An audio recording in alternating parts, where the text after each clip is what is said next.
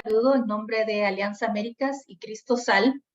Mi nombre es Yanira Arias, soy la gerente nacional de campañas de Alianza Américas. Nos alegra que hayan decidido acompañarnos en este momento para conversar sobre el abuso de poder a través de las políticas de seguridad que están implementadas recientemente en Centroamérica y su impacto en los derechos humanos.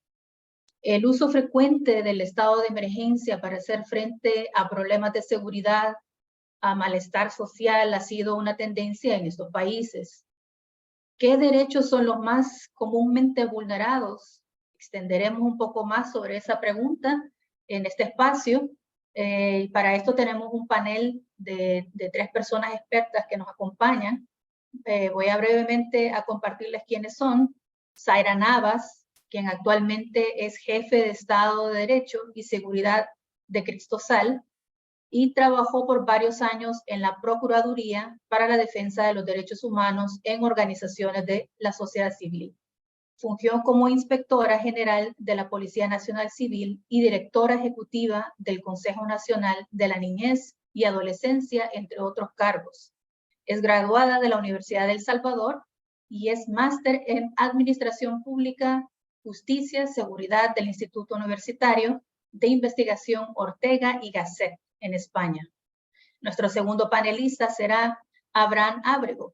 Es abogado con más de 20 años de experiencia en derechos humanos, derecho constitucional, litigio estratégico y anticorrupción. Actualmente es el director de programa de litigio estratégico de Cristo Sal. Le apasiona contribuir con el aprendizaje en defensores y defensoras de derechos humanos más jóvenes. Cuenta con diplomados sobre el uso del sistema interamericano en derechos humanos con la Universidad San Paul en Chicago. Ha sido uno de los miembros fundadores de la primera organización anticorrupción en El Salvador. Y finalmente, nuestro panelista David Morales es un abogado con 34 años de experiencia en la defensa de los derechos humanos. Actualmente es el jefe de justicia transicional de Cristo Sal. Durante el 2013 a 2016. Fue procurador para la defensa de los derechos humanos de El Salvador. Además, ha sido querellante en el caso El Mozote, la cual es la peor masacre perpetrada por el ejército del país.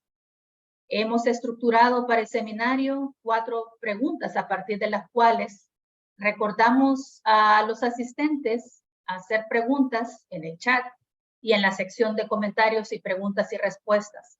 Antes de proceder a darle la palabra a cada una de las personas panelistas, quiero expresar nuestro agradecimiento a Cristo Sal y también a nuestras organizaciones aliadas, WOLA y Latin America Working Group, por permitirnos colaborar y llevarles a ustedes esta conversación. Iniciamos con la primera pregunta para Abraham Ábrego. En Centroamérica vemos prácticas similares de autoritarismo y violencia de Estado. ¿Qué patrones de abuso de poder y violencia estatal se identifican en los países de la región norte donde ustedes trabajan? Gracias, buenos días. Gracias a Alianza América por la posibilidad de participar en este evento. Quisiera contestar esta pregunta, pero quizás precediendo a una pequeña introducción, si pueden pasar la presentación, sobre el contexto que caracteriza a nuestros países, sobre todo en la región norte. Podemos observar que somos países que hemos vivido contextos históricos similares y tenemos problemáticas comunes, algunas de ellas estructurales y que no se han podido superar por los diferentes gobiernos. Pero observamos en los últimos años algunos rasgos diferentes, sobre todo en algunos contextos y gradualidades sobre el ejercicio del autoritarismo y la violencia estatal. Guatemala y El Salvador, por ejemplo, se observa un mayor contexto de regresión democrática y de persecución política en los últimos años, como veremos, y Honduras una mayor estabilidad política y espacios de diálogo, aunque conserva algunos de los problemas que tienen también en los otros países. Siguiente, por favor.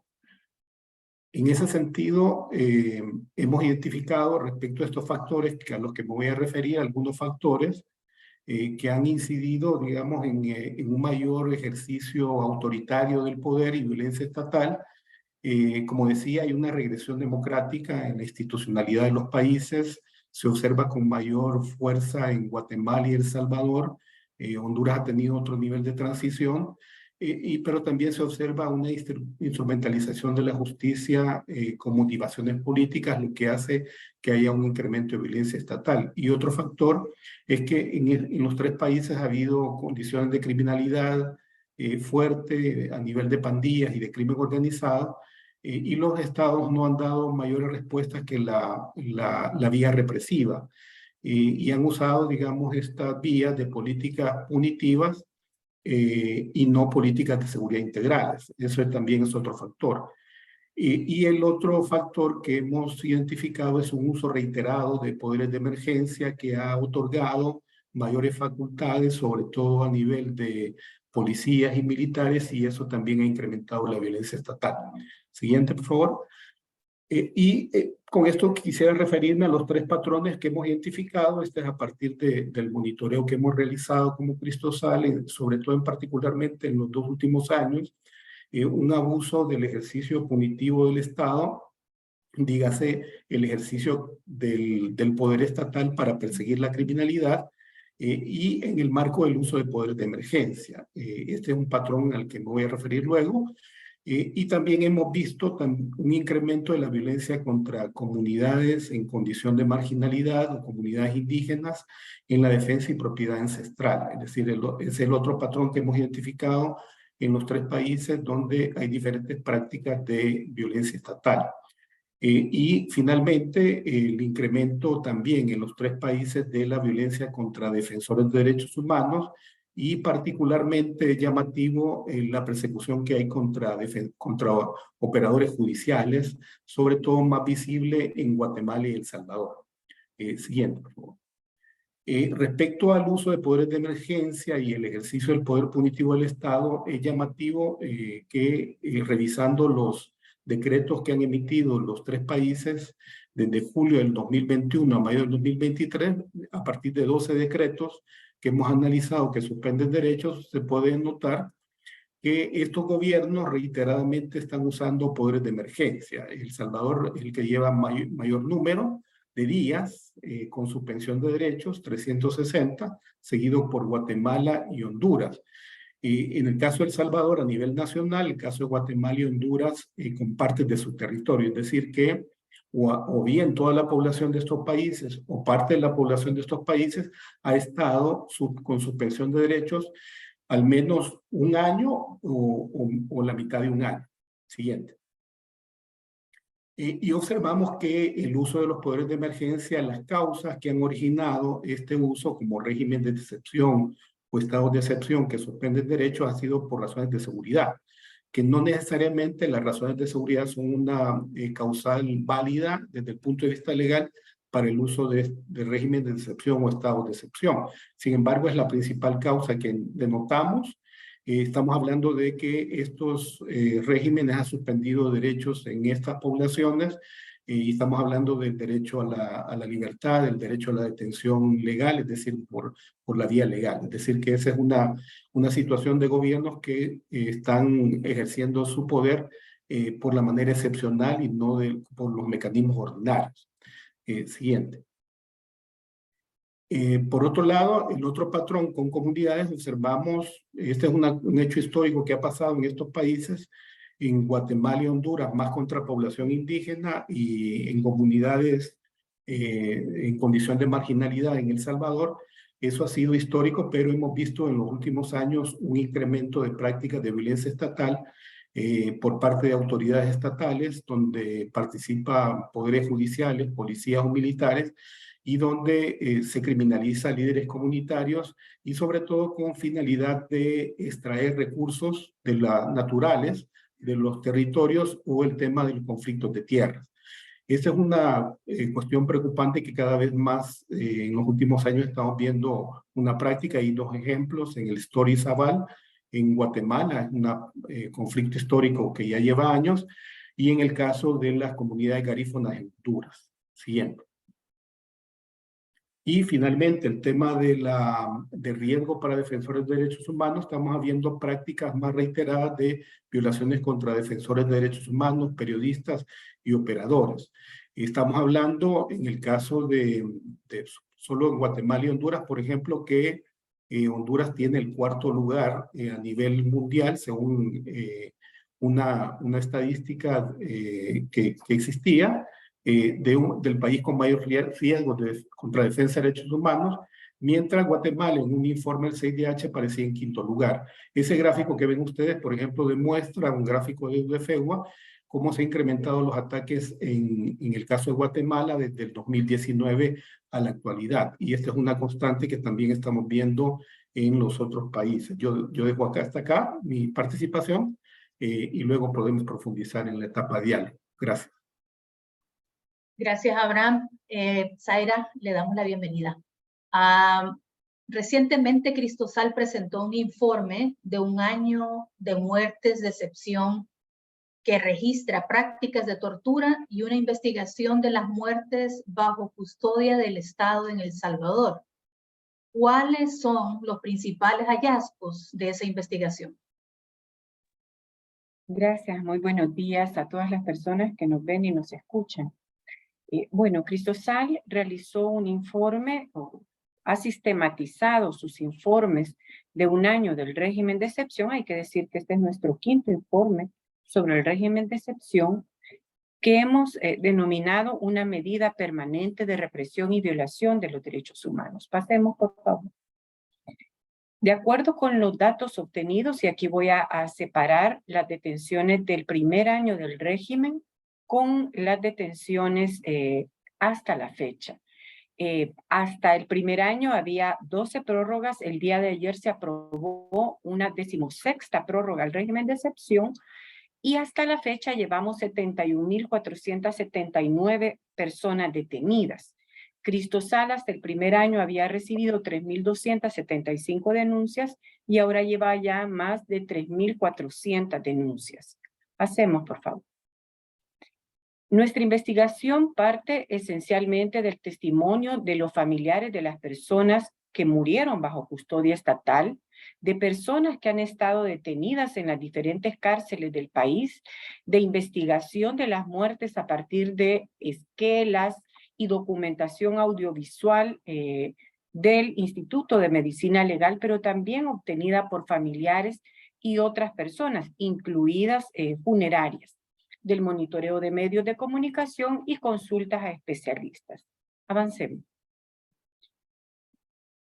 Es importante decir que el régimen de excepción, como ya lo destacaba Abraham Ábrego, forma parte de una política del Estado, de una herramienta de política pública del Estado ante la ausencia de políticas integrales de seguridad en materia de prevención, investigación del delito y reinserción social.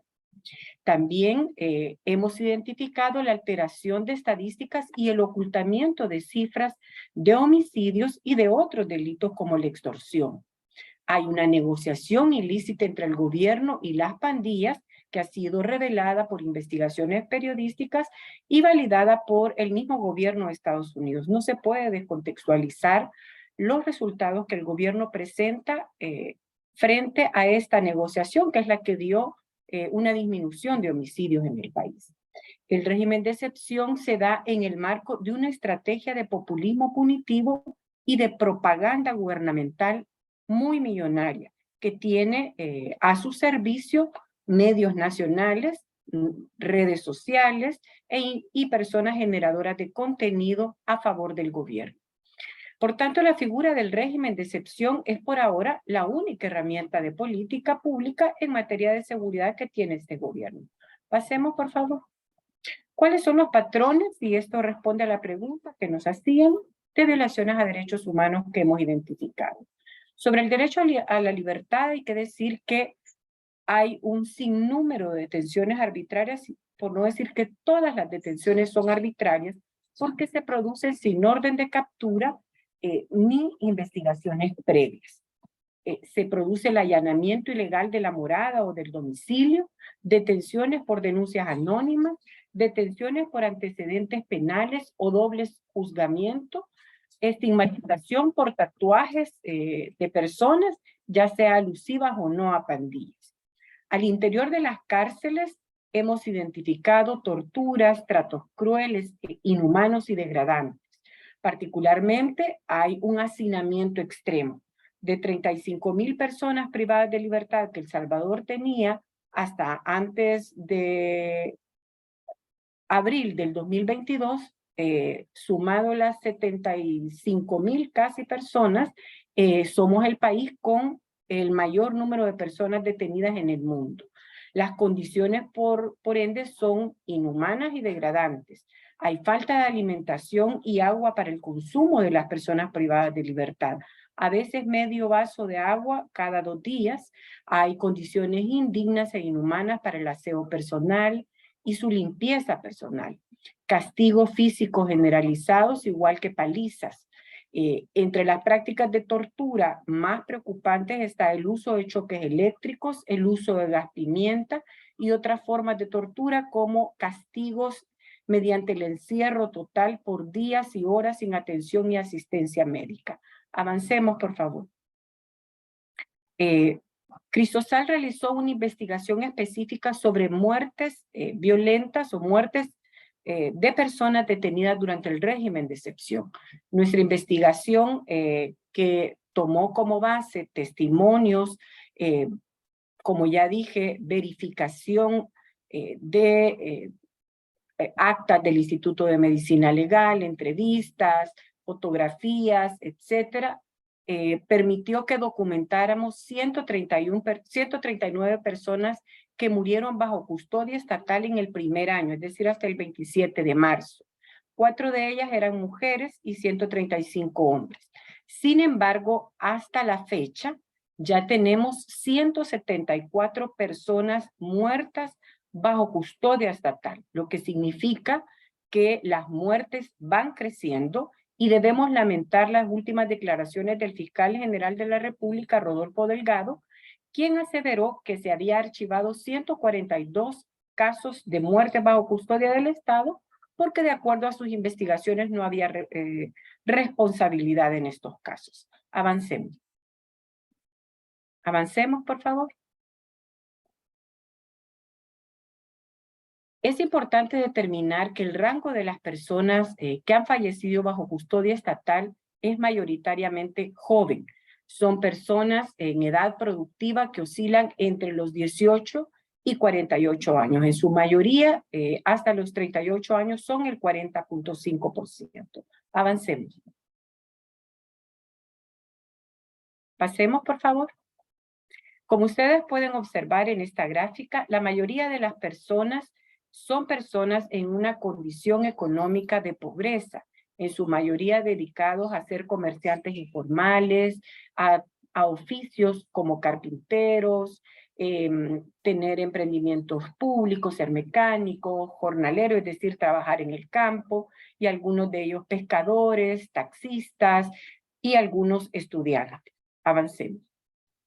Cristosal calificó o clasificó estas muertes como muertes violentas, probables muertes violentas, muertes naturales o patológicas, aunque en este caso siempre es responsabilidad estatal por el deber de atención y asistencia médica y de salud, muertes sospechosas de criminalidad, calificadas estas por todas aquellas que no tienen una explicación, por ejemplo, casos de una persona de 20 años cuya causa se establece como muerte súbita. Y hay otros casos sin datos sobre la causa de la muerte. Avancemos. En este caso es importante decir que las personas que murieron fueron antes víctimas de pandillas, es decir, que fueron extorsionados, amenazados, o tuvieron un familiar que fue asesinado o fueron extorsionados. Y ahora han sido víctimas del Estado. A veces su detención se produjo por acoso y conflicto con policías. Las muertes también se han producido por falta de medicamentos o asistencia médica. Y hay muertes antes o durante el traslado a un centro de salud o centro hospitalario. Una situación muy preocupante es que el Estado no informa a las familias sobre la situación de salud de la persona detenida y sobre la muerte. Son en su mayoría funerarias las que informan a los familiares de los muertos. Y hay un número importante de personas que estuvieron privadas de libertad y que fueron enterradas en fosas comunes. Avancemos. Es importante decir que estos patrones nos ha permitido identificar que las muertes se dieron por torturas, tratos crueles, inhumanos y degradantes, porque los cadáveres tenían laceraciones, hematomas, que evidencian golpes, heridas con objetos cortopunzantes o contundentes, estrangulación, ahorcamiento y otros signos de tortura como choques eléctricos. Es importante decir que algunos de los reportes del Instituto de Medicina Legal consignan como causa de muerte la estrangulación o la asfixia mecánica. En algunos casos, y es importante esto, la correlación de la causa de muerte que el Instituto de Medicina Legal da no corresponde a las evidencias que el cadáver presenta, no son congruentes. Avancemos. Por ejemplo, en el caso de un joven de 23 años, quien falleció el 18 de abril del 2022, el cadáver claramente presentaba señales de golpes en varias partes del cuerpo, quebraduras en pies y manos, llagas en la espalda, en forma alargada, es decir, con clara evidencia de que tenía tortura. El cadáver fue entregado por el Instituto de Medicina Legal a la familia en un ataúd cerrado. Sin embargo, se obtuvo fotografías del cuerpo que mostraban lo antes descrito. Quiero anunciar para quienes están viendo esta presentación que a continuación presentaremos unas imágenes que son bastante fuertes, pero que evidencian la tortura e incluso disparo de arma de fuego en algunos de los cuerpos. Avancemos. Por ejemplo, en este caso es una persona en la que el Instituto de Medicina Legal no determina que tiene un disparo de arma de fuego y claramente ahí se nota que hay una entrada, un orificio con entrada lisa, es decir que se le disparó desde lejos. Avancemos. Este es el caso de la persona que les mostraba que presentaba distintas formas de tortura. En su muñeca izquierda se observa que fue colgado probablemente y golpeado en varias partes del cuerpo. Avancemos. Este es un joven que murió en una condición grave por haber sido vapuleado en el estómago, pero además presentaba una condición crítica de desnutrición. Pasemos. Y bueno, es importante, y con esto voy a cerrar, que las mujeres, niñas, niños y adolescentes y la población LGBTIQ+, sufren de los principales impactos del régimen. Se han documentado casos de niños, niñas y adolescentes víctimas de abuso sexual y acosos por parte de policías y soldados porque están solos. Muchas mujeres detenidas estaban embarazadas al momento de la detención y han dado a luz sin que sus familias sepan. Debemos lamentar que hay 2 bebés que han muerto días después de haber sido entregados a sus familias, es decir, nacieron o estaban con sus madres al momento de ser detenidos y se agravaron o se enfermaron en prisión y han muerto. Muchas mujeres desmejoran su condición de vida y obviamente hay una asignación de tareas más allá de las que ya se asignan a las mujeres en los roles patriarcales que tenemos. En este contexto, tanto policías como miembros de la Fuerza Armada han tenido o han utilizado el régimen de excepción para ser más impunes, para actuar con abusos extremos y en contra de la población LGBTIQ+. Avancemos. Finalmente, les muestro un ejemplo de las muertes. Crisosal publicó el listado con datos específicos de las personas que murieron durante el primer año del régimen de excepción. Esta es una investigación abierta. Esperamos hacer una segunda publicación para garantizar el derecho a la información y a la verdad de las víctimas. Muchas gracias. Muchísimas gracias, Zaira, por este reporte extremadamente preocupante. Agradecemos el liderazgo de Crisosal en visibilizar todas estas historias, sobre todo para dignificar, ¿verdad?, el derecho a tener la oportunidad de la denuncia de todo este tipo de vejámenes. Mientras tú exponías, pues me recordaba esa canción de Rubén Blades de Plantación Adentro, pues que te mueras después de una tunda es normal, ¿no? Pero que sea tipificado como de causa natural. Invitamos a nuestras participantes que por favor envíen sus preguntas utilizando la función de chat o también de pregunta y respuesta.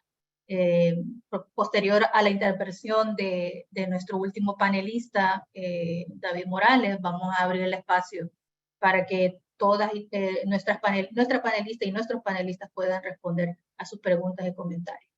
Continuamos con usted, David Morales. ¿Cómo está funcionando el sistema judicial y las instituciones de defensa de derechos humanos en este contexto? Bien, muchas gracias. Pues el sistema de justicia en El Salvador, sistemas de control frente a este tipo de abusos, no están funcionando, no están ejerciendo su rol, fundamentalmente porque han sido cooptadas por el Poder Ejecutivo y carecen de independencia. Tal como lo refleja el informe que establece ya una política de tortura decidida desde el más alto nivel del Estado, una política de detenciones arbitrarias de decenas de miles de personas, surge la pregunta, ¿cómo es posible que esto ocurra en El Salvador de hoy? ¿Cómo es posible que después de 30 años con estándares democráticos mínimos, ahora se produzca un escenario de masivas violaciones a los derechos humanos, muchas de las cuales constituyen crímenes internacionales? Esto es posible precisamente porque se desmontó el Estado de Derecho, se desmontó la división de poderes en El Salvador. El precedente, no voy a detenerme, pero lo traigo a cuenta.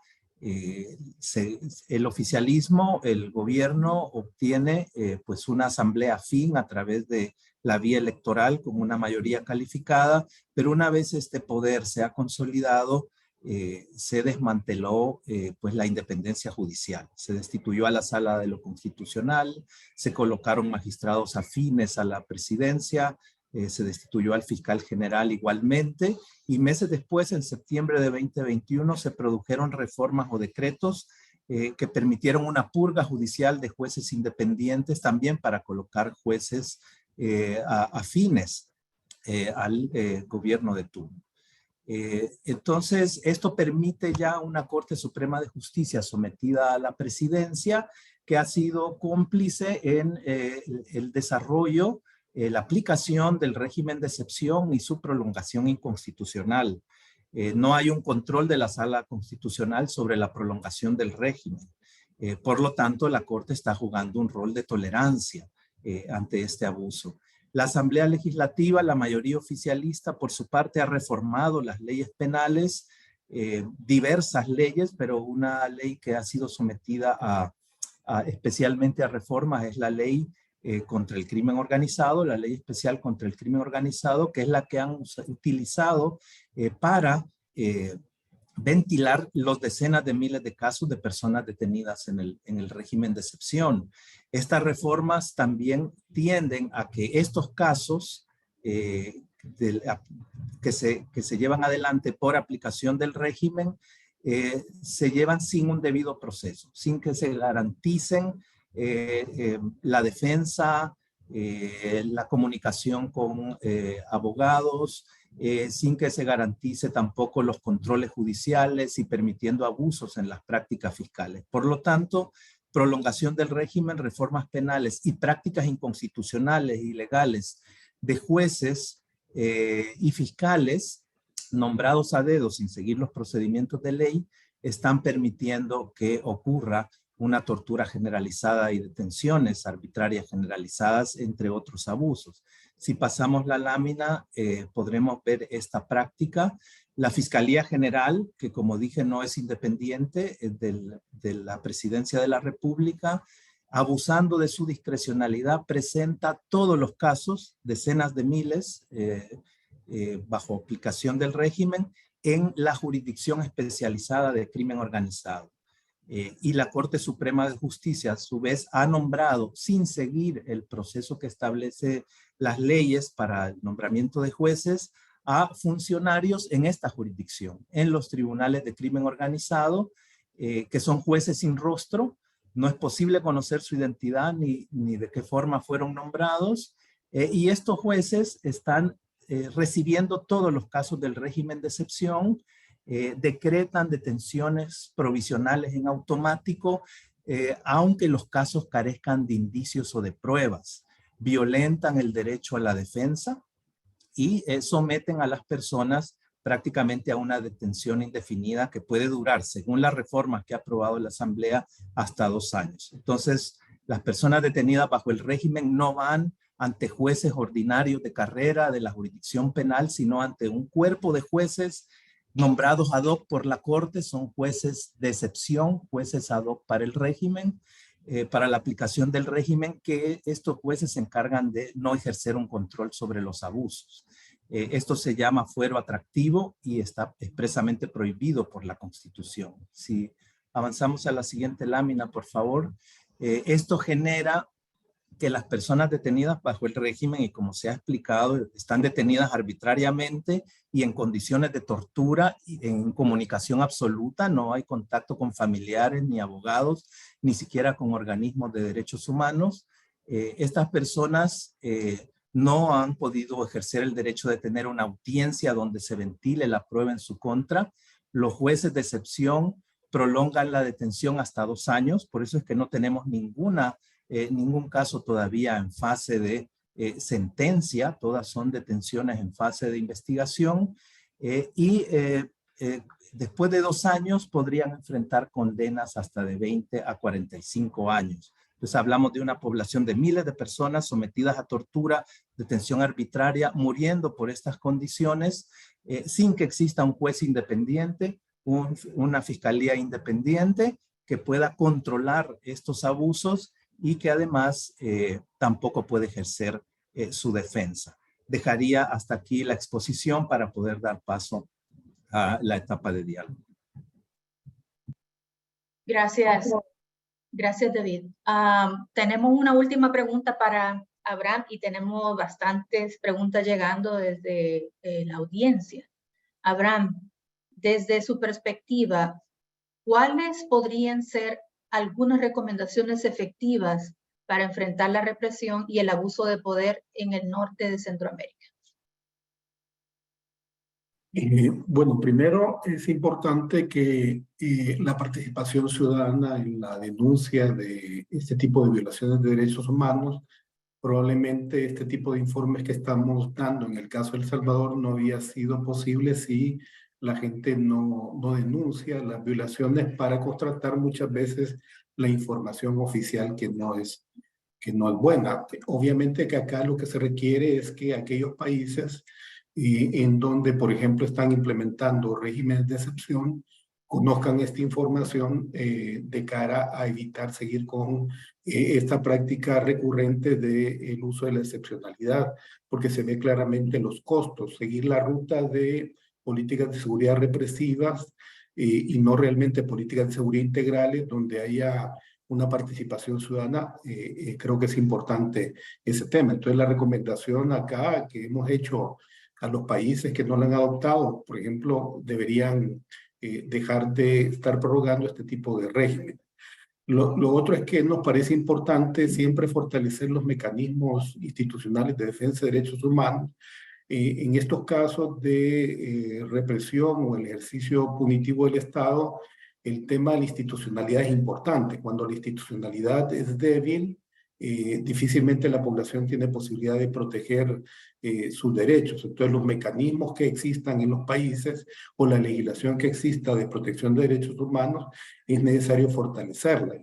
Y por el otro lado, el tema, estamos insistiendo en que es necesario fortalecer sobre todo los mecanismos de defensa de derechos humanos y sobre todo la protección de la población indígena, por ejemplo, en Guatemala y Honduras, y respetar sus derechos de propiedad y posesión ancestral que han generado conflictividad y ataques contra ellos. En el caso de El Salvador estamos viendo que la condición de pobreza, marginalidad de mucha población requieren políticas acertadas y no políticas, digamos, represivas.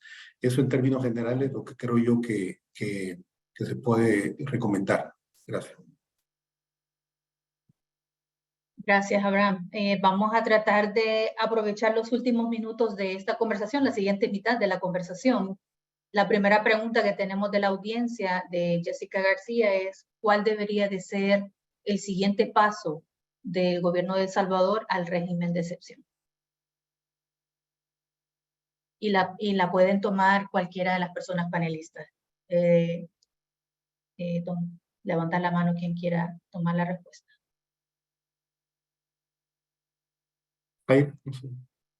Bueno, yo quiero aprovechar además para contestar una segunda pregunta que vi en el chat, que es sobre fosas clandestinas.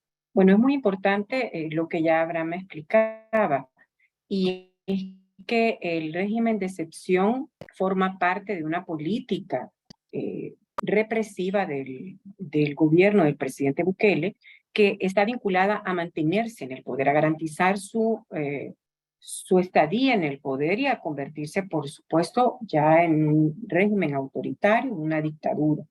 El régimen de excepción es un método de populismo punitivo. Desde las organizaciones de sociedad civil que estamos atendiendo directamente a las víctimas, que estamos haciendo incidencia, documentando, además tratando de buscar justicia para las víctimas, estamos también denunciando interna y externamente que todos estos mensajes que existen por parte del gobierno de Bukele no son ciertos.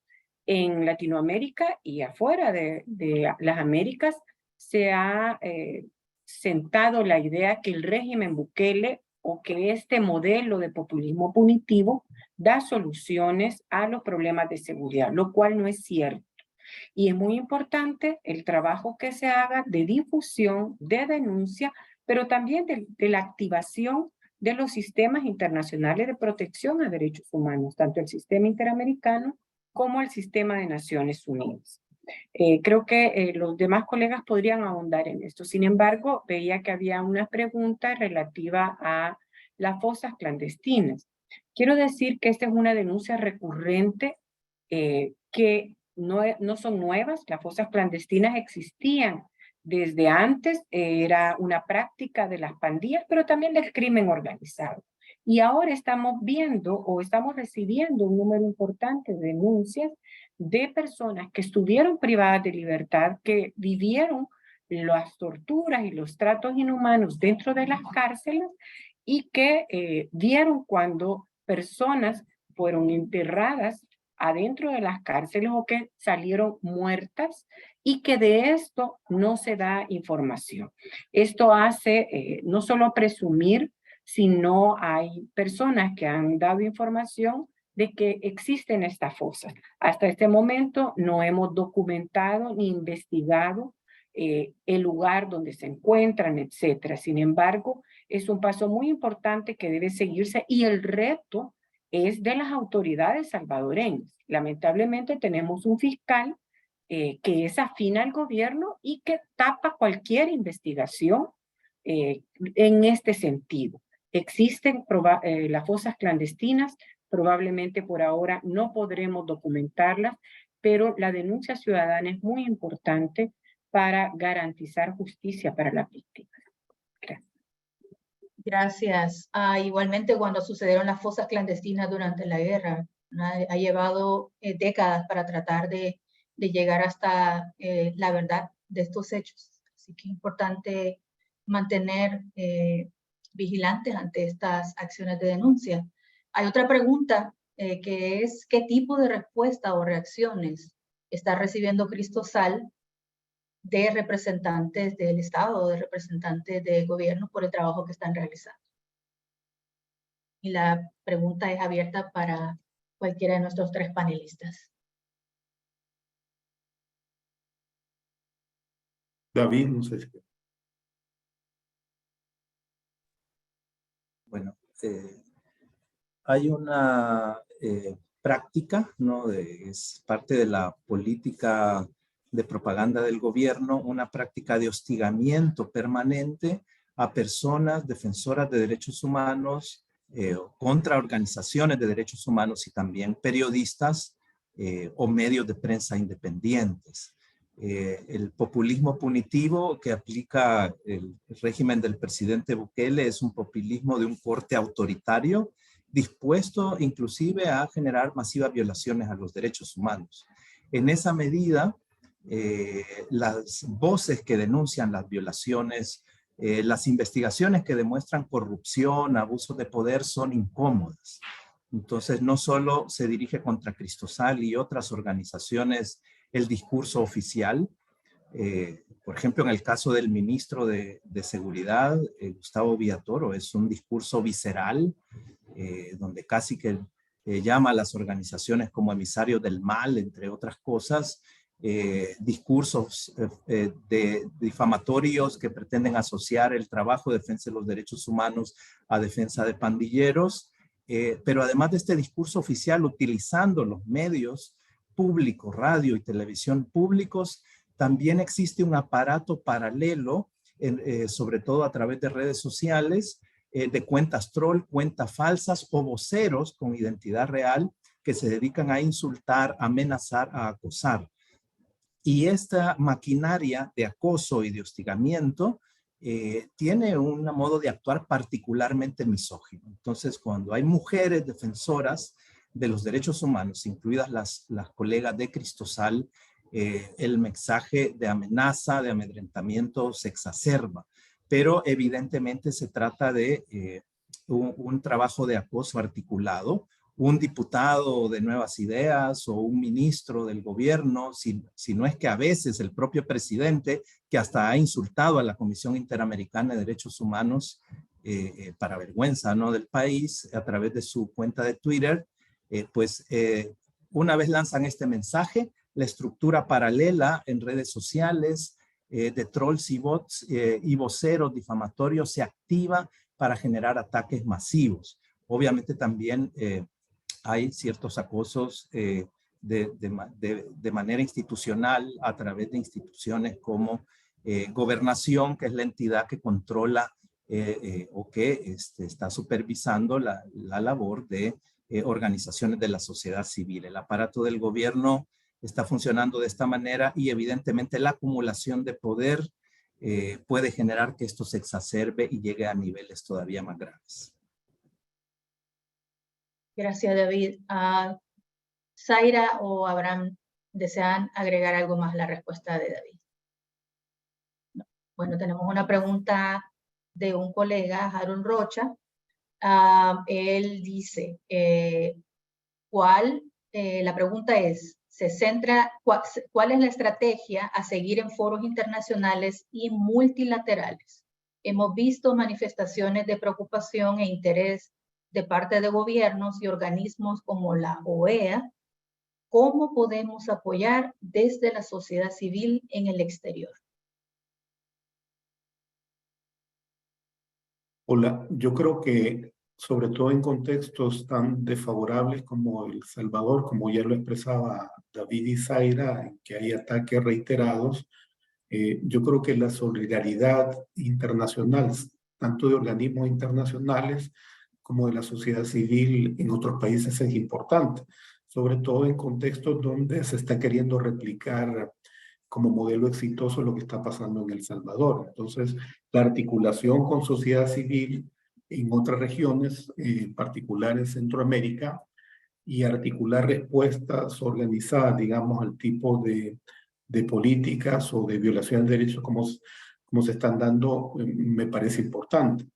En este caso, por ejemplo, el tema de documentar las violaciones de derechos humanos, de informar hacia afuera lo que está pasando es importante, pero también el apoyo, digamos, de alguna manera humanitario que se puede articular de cara a las víctimas que sufren estas afectaciones, porque realmente lo que pasamos es una crisis humanitaria.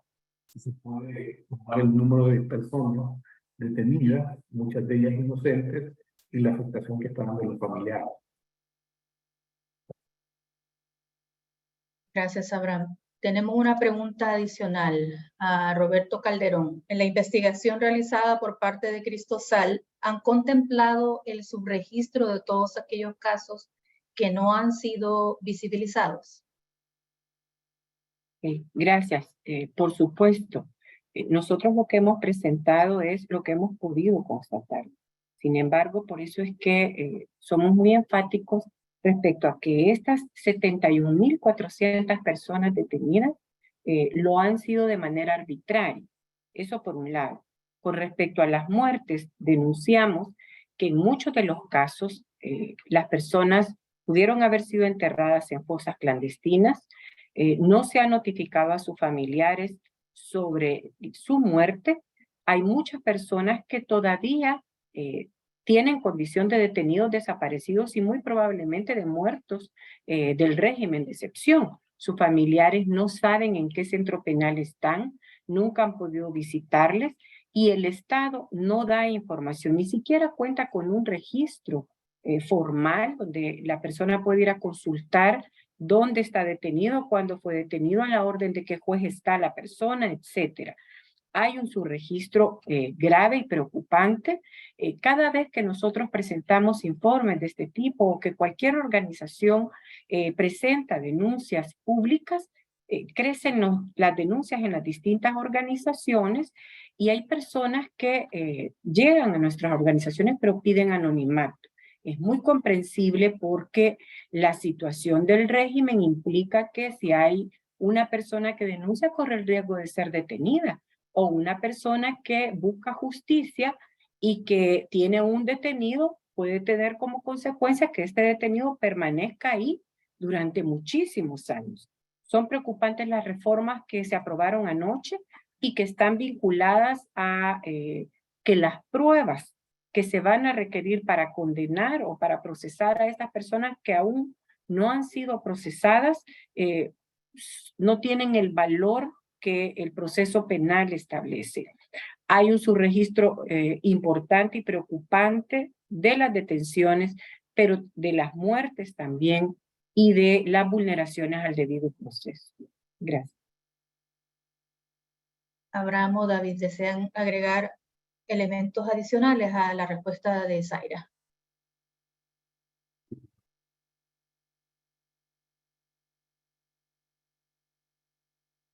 Bueno, tenemos una pregunta más. Déjenme ver por acá, porque nos han llegado bastantes preguntas. Algo que tiene que ver también, mencionaron las cuentas troll, pero igualmente el uso de tecnología para espionaje de organizaciones, medios de prensa, que principalmente están consistentemente haciendo la denuncia, tratando de poner la verdad accesible al pueblo. La pregunta que hace uno de nuestros participantes es ¿qué conocimiento tienen ustedes sobre la utilización de este tipo de tecnología en contra de ciudadanos que a causa la palabra no son criminales? Quizás habríamos que ponerlo en perspectiva, el uso de una tecnología en contra de personas que activamente están preocupadas por el estado de violación de derechos humanos, violación a la libertad de prensa y, por supuesto, al respeto de la dignidad de la vida del pueblo salvadoreño. No sé si, bueno, solo hago tal vez completa luego David. Efectivamente, sí, incluso se ha identificado el uso de tecnología, el programa Pegasus, que es una tecnología de alto costo y con indicios de que el Estado salvadoreño lo adquirió, dicho por la empresa, y que se ha usado para el espionaje de periodistas y de miembros de ONG. De hecho, nuestro director fue parte de esa intervención con Pegasus, y luego sabemos que hay otro uso de tecnologías. Eso hay que agregarle que han hecho reformas legales en el sentido de la ley de telecomunicaciones para incorporar incluso unas figuras como testigos encubiertos digitales, que permite que a partir del uso de información digital se pueda usar en procesos contra personas. Es decir, que se está de alguna manera formalizando este tipo de prácticas y que se ha constatado que se están haciendo. No sé si David quiere agregar algo.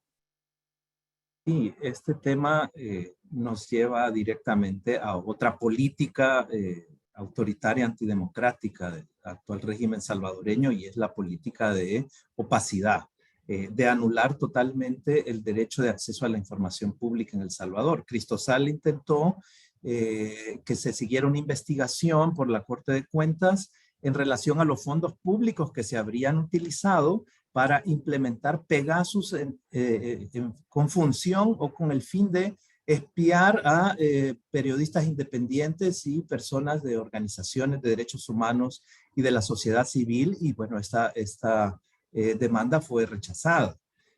No fue la investigación, no se llevó adelante. Lo que ocurre en El Salvador es que desde el arribo del gobierno del presidente Bukele, sistemáticamente todas las instituciones de gobierno han ido socavando el derecho de acceso a la información pública. La información pública ya tiene carácter reservada por resoluciones evidentemente arbitrarias de las diferentes instituciones de gobierno. También la presidencia cooptó y controló el Instituto de Acceso a la Información Pública. Ya dije que hizo lo mismo con la Corte Suprema de Justicia, pero también con la Procuraduría para la Defensa de los Derechos Humanos, cuyo titular anterior, Apolonio Tovar, y la titular actual, Raquel Caballero, no ejercen ni activan sus funciones para ejercer sus labores de Contraloría en materia de derechos humanos. Y la información está vedada. Esto es particularmente grave frente a los numerosos señalamientos de corrupción del actual gobierno. De hecho, tenemos el caso de la CICIES, que fue una promesa de campaña del presidente Bukele, pero cuando la CICIES, aún con su limitada capacidad que se le permitió, entregó a la Fiscalía General 12 casos de gran corrupción atribuidos a funcionarios del gobierno Bukele durante la pandemia, la respuesta del presidente Bukele fue cerrar las CICIES y destituir al fiscal general, que dicho sea de paso estaba investigando las negociaciones de altos funcionarios del gobierno Bukele con pandillas. Esto está claramente demostrado hoy, bueno, ha sido señalado por una Fiscalía del Distrito Este de Nueva York, que en la acusación contra 13 líderes de la MS ha ofrecido prueba de estas negociaciones y cómo se pactó con el liderazgo de la pandilla apoyo electoral para las pasadas elecciones legislativas y municipales, y también la disminución de homicidios. El aparato de propaganda de Bukele, como decía Zaira, que es muy poderoso a nivel nacional, pero invierte mucho a nivel internacional. No sabemos cuánto, porque es información también reservada, lo que usan en propaganda. Ha logrado colocar simpatías en diversos países de la región, especialmente en otros políticos o funcionarios que también enarbolan el populismo punitivo, que son populistas punitivos de otras regiones del continente, y tratan de retomar una imagen de eficiencia, de que a través del régimen de excepción se ha disminuido los homicidios y controlado la criminalidad. Esta afirmación propagandística del gobierno está mucho en duda. Lo que parece ser realmente la causal de disminución de homicidios pronunciadamente a partir de la gestión Bukele es la negociación del gobierno con altos líderes de pandillas, negociaciones ilegales, y que se está reflejando ahora en la protección que la Corte Suprema bukelista da a líderes pandilleros cuya extradición ha sido solicitada por los Estados Unidos, y que la Corte Suprema de El Salvador está bloqueando estas extradiciones. David, esa respuesta que tú nos acabas de poner en perspectiva para quienes sintonizamos desde Estados Unidos o de lugares donde las personas están en búsqueda de asilo o huyendo condiciones que sus vidas han sido vulnerabilizadas en El Salvador, tiene una gran relevancia. El acceso a la información, el acceso a la verdad, el acceso a documentos que puedan efectivamente estas personas evidenciar que están huyendo de condiciones que si son retornadas su vida está en peligro. Voy a darle el espacio a Zaira, que sé que también quieres ahondar un poco más en cuanto a lo que es el apoyo internacional que está teniendo la administración y la respuesta de la CIDH. Adelante, Zaira. Gracias. Bueno, básicamente hay por ahí un par de preguntas relacionadas al por qué esta popularidad de Bukele y quiénes apoyan o quiénes sostienen el régimen de excepción. Hay que decir que a pesar de la denuncia pública y de las graves violaciones a derechos humanos que se cometen diariamente en este país y del nivel de endeudamiento que El Salvador tiene, que es el más alto que hemos tenido, que tenemos endeudada casi todo nuestro Producto Interno Bruto, todavía sigue recibiendo préstamos de bancos internacionales y de organismos internacionales. En la medida que regímenes como el de El Salvador sigan recibiendo apoyo económico, se seguirá financiando este tipo de prácticas violatorias a derechos humanos y que atentan además contra la economía del país y el desarrollo. Entonces es muy importante, por ahí había también una pregunta de qué se puede hacer desde las organizaciones de derechos humanos de otros países. Justo es hacer difusión de lo que realmente pasa en el país, porque como hemos venido hablando en este foro, el aparato de propaganda de Bukele, que asciende a más de 1000 medios que reproducen en redes sociales, televisivos y radiales, es grande. Y esto hace que las poblaciones de la región crean este discurso, pero que además políticos estén tratando de imitar este modelo y citando a Bukele como un referente mundial. Y por otra parte, sobre los organismos internacionales, quiero decir que las organizaciones de derechos humanos acudimos permanentemente a la Comisión Interamericana. Por cierto, este próximo viernes, en horas de la mañana, tendremos una audiencia con la Comisión Interamericana de Derechos Humanos sobre las condiciones en las cárceles y sobre la situación de defensores y defensoras y periodistas. Es muy importante que se difunda la verdadera información y que cada organización en el país en el que se encuentre trate de explicar y trate de dimensionar lo que ocurre en El Salvador.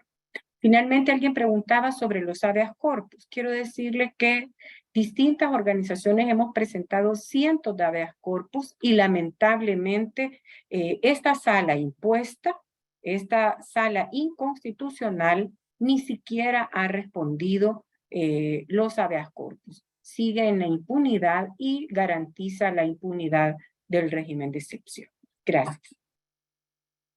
Gracias, Zaira. Y con tu respuesta estamos llegando al final de esta conversación, no sin antes mencionarles a nuestra audiencia de que el enlace al reporte presentado el día de hoy por nuestros colegas va a ser compartido junto con la grabación de este webinar. Agradecemos nuevamente la participación de Zaira, Abraham, David, la colaboración con Cristosal, con nuestras organizaciones aliadas Latin America Working Group y WOLA, por permitirnos llevarles a ustedes esta conversación. Han sido muchísimas más las preguntas que hemos estado recibiendo. Algunas se han estado repitiendo, hemos tratado de asegurarnos de que sus comentarios y preguntas lleguen a este momento. El último comentario que vi por ahí es que se está repitiendo la historia, no solamente en Argentina. Esto sucedió en El Salvador años atrás, así que lo que estamos observando no parte de un vacío, ¿verdad? Definitivamente en una historia extremadamente preocupante de violación de derechos humanos en El Salvador, en Guatemala, Honduras y Nicaragua. Animamos a que continuemos trabajando, que sea la esperanza de la denuncia, la esperanza de trabajar en colaboración, creer en los foros donde podamos hacer justicia y sobre todo que la dignidad de las personas que están siendo violentadas por estos procesos de autoritarismo, de violencia y lamentablemente de muchísima oscuridad no sea lo que prevalezca, sino todo el esfuerzo que día a día estamos poniendo cada una de nosotras y nosotros en los diferentes foros del que somos parte, agradecerles por todo el trabajo de mucho coraje y valentía que está realizando Cristosal por medio de este reporte muy importante que va a ser utilizado con seguridad por muchas de las personas que están sintonizando esta conversación.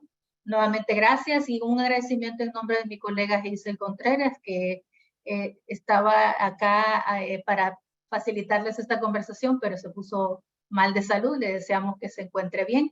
Y nuevamente, gracias David, Zaira, Abraham, por esta excelente conversación. Que tengan un buen día. Buen día. Gracias, saludos.